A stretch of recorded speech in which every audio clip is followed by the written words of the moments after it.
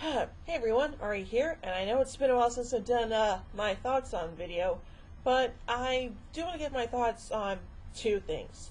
First of all, a movie that I saw yesterday with my mom, and second of all, something that a lot of people have been talking about on social media today. So, yeah, so first of all, let's talk. So, first of all, I'm going to give you guys my thoughts on Bohemian Rhapsody. Yes, the Queen slash Freddie Mercury biopic directed by Bryan Singer.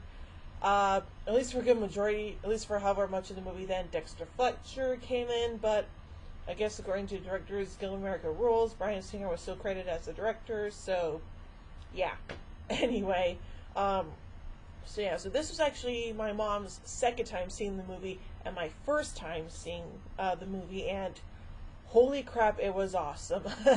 I know a lot of people, ever since this movie came out, or even before, have been saying that, like, yeah, some things happened in the movie didn't, like, happen the way as it happened in the movie, but at least from what I gauged, they got, like, maybe, like, a good majority of things right, I'm guessing, but, yeah, but, but, hey, I'm not, like, I'm not, like, a history buff when it comes to bands and stuff like that. I'm more of an American history buff, so there you go. But if you want to, like, let me know all the inaccuracies with the history of Queen, let me know all that stuff down in the comments section. So yeah. But still, overall, I thought this movie was actually really, really good. Now, I've been a Queen fan for quite a long time, and their music has always just stuck with me. Like, I remember when I used to stay with my dad on weekends. Mainly on just about every Sunday morning, he would wake me up by playing "We Will Rock You" by Queen, and I don't know if it was from a Queen album or from the soundtrack to A Knight's Tale. It was probably one of those two. But yeah, and that was always the first thing I would hear, like, every single Sunday morning and stuff like that. And it just, like, woke me up, like, oh yeah, woken up by Queen, woohoo! So yeah, but I do have a appreciation for their music. Their music is catchy, it's good, and I love it. And if you don't know what my favorite Queen song is, well, guess what? It just happens to be the name of the movie. Yes, Bohemian Rhapsody has been and always will be my favorite Queen song of all time. Now, yes, there are many other great, amazing songs by Queen and stuff like that, but I love Bohemian Rhapsody. It's so good. It's just about 6 minutes long, but you know what? I don't have a problem with that because I love that song, and there you go. So there, neener, neener. But yeah, and the cast of this movie was really good. Rami Malek as Freddie Mercury was outstanding. Now, originally, Sacha Baron Cohen was originally attached to play Freddie Mercury, but apparently he wanted to do some things that I guess, like, the producers and writers and stuff didn't really agree with. Like, for example, Sacha Baron Cohen, he basically wanted to push the film to have a hard R rating, and that apparently didn't fly. And also, I think he wanted Freddie Mercury to die halfway through the movie, and the rest of the movie just being like the band members' reaction to it. And I'm just like, yeah, no, that's not going to fly with people, because you can't have a movie that's about Queen, and then halfway through the film, he dies from AIDS, because that's what Freddie Mercury died of back in 1991, I believe. And so yeah, and so that just didn't fly. And so then they bring in Rami Malek from Mr. Robot, and he is perfect. When I saw him in the movie, I didn't see Rami Malek as Freddie Mercury. I saw Freddie Mercury. That's how good he was. And the guy who they got to play Brian May, I forget the actor's name, but he is a dead ringer for Brian May. I wouldn't be surprised if like during the press tours or whatever, like, people might have confused him for, like, a younger version of Brian May, because he looks so much like him. I'm just like, how did that happen? Like, did they digitally de-age Brian May and we didn't know about it? No, they didn't do that. Come on. But, I don't think they would have gotten away with it. But, hey, you know what? If they could do it to, like, Michael Douglas in Ant-Man, or Robert Downey Jr. in and what was it? I think it was like Captain America: Civil War or something like that. Then you know what? They could have done with Brian May, but no, just no. Just like get someone who looks like him. There you go. Yeah. Joe Mazzello, the guy who played Tim in Jurassic Park, he plays the bass player, John Deacon, and that just blew my mind. I was like, when I saw Joe Mazzello or whatever his name was, like, wait, why does that name sound familiar? Oh yeah, he played Tim in Jurassic Park. He looks so grown up now. I'm just like, whoa. But yeah, and, the guy who played Roger Taylor, the drummer, he looks pretty spot on. Yeah, he looks enough like him. So yeah, and Lucy Boynton, I guess I pronounce that last name. She played Mary Austin, who was like Freddie Mercury's like girlfriend for a time, and then they broke up. But like Freddie and Mary, they remained really good friends and that kind of stuff. And I honestly don't know like if Freddie ever proposed to Mary. I don't know if that's something that actually happened, or if they just like stay like boyfriend and girlfriend for like however long, and then they broke up because like Mary knew that Freddie was gay and that kind of stuff, and whatever. But yeah, but the relationship between Freddie and Mary in this movie, it does not feel like forced out and stuff, because again, this is something that actually happened, so it feels natural. Like everything they went through in that movie feels natural. It does not feel forced, it feels natural, which I like. So there you go. But yeah, and of course the songs, classic Queen songs. They even have a song there from the band Smile, which Roger and Brian were a part of before their bass player and lead singer, I forget his name, but he left to form a new band called, I don't know, I'm making this up, Humpty Bong. What the hell was he thinking? Seriously.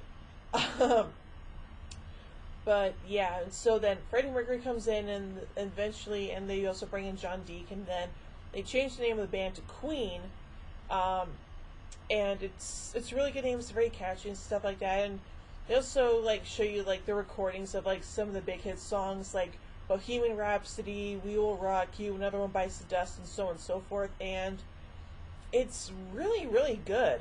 But yeah, the music is really great, and the recreation of the Live Aid performance, which is what this movie is building up to, it is beautiful. It is spot on perfect. Everything about it looks great. They did such a good job with recreating that big performance that Queen is known for and stuff like that, among many other things. But their Live Aid performance was so huge. It was amazing, and I loved that part of the movie. It was beautiful, and I loved it. And yeah, so if you're someone who's never listened to Queen before, or you're just like recently getting into it, then go see this movie. Get the soundtrack, get all the Queen records if you're able to do that and stuff like that. So there you go. And also, yes, the soundtracks to Flash Gordon, The Highlander, get those too. But yeah, this movie is just spot on fantastic. I loved it, and if you're a diehard Queen fan, or if you want to know more about them, or you just like recently got into music, again, go see this movie. You will not be disappointed.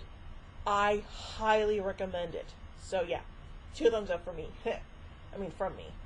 But anyway, so let's talk about the other big thing that's everyone's been talking about today, everyone on social media.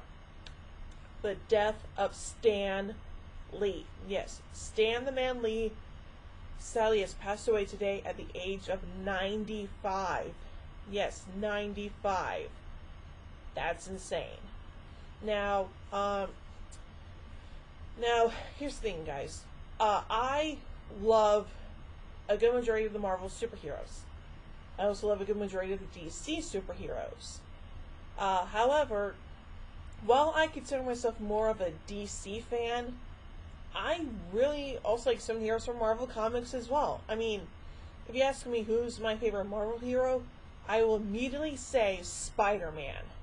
because Spider-Man, he's a relatable hero to lots of people, and that's one of the things what I love about Marvel Comics, because like some of our heroes, even some of their villains, are ones that are relatable to most people. I mean, like, if you're blind or some kind of like disability, then maybe you can relate to Daredevil.